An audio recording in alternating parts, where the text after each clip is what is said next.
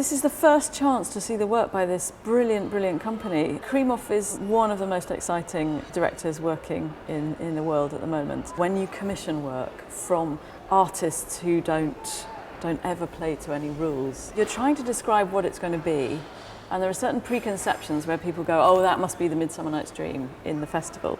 The challenge to artists, the commission was, how would you like to respond to this festival and to Shakespeare's work? His Midsummer Night's Dream, as he likes it, is really the story of Pyramus and Thisbe.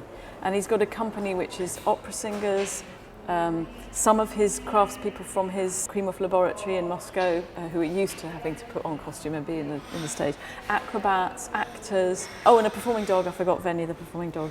Hey, there you go. It's great to see Russian performers. I wouldn't be put off by surtitles. There's not much text in it. You know, there's this beautiful singing. You can just immerse yourself in it, and you will understand what's happening. It's very clever. It's very funny, and it's very immediate.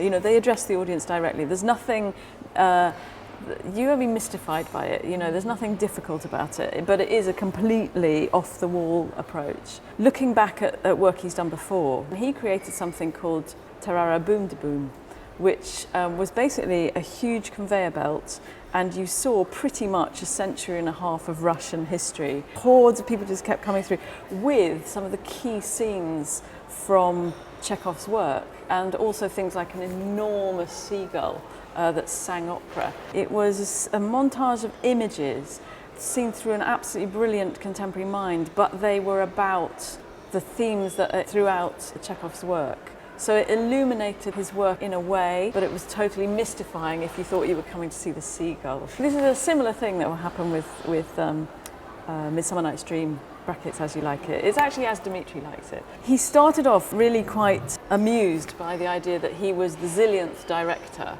coming to Shakespeare's birthplace, having the temerity to come here with his actors and look at this play. There's a lovely thing that he says where he was reading it and he went, Athens, the court, fairies, trees.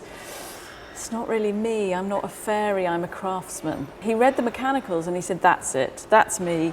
I understand them, and actually he thinks the mechanicals hold the centre, the secret, the main themes of Shakespeare's play, about the very nature of performance, the fear of it. Just like he's coming to Stratford with his performance that he's going to be put in front of a British audience, and that kind of feeling of utter terror that struck him. The same thing is going on with the mechanicals. They're putting their play in front of the court and the Duke, Theseus, and they have the power of life and death over them. There is an anarchy that you have to embrace, I think, and it's Krymov riffing on the very nature of performance, how you create.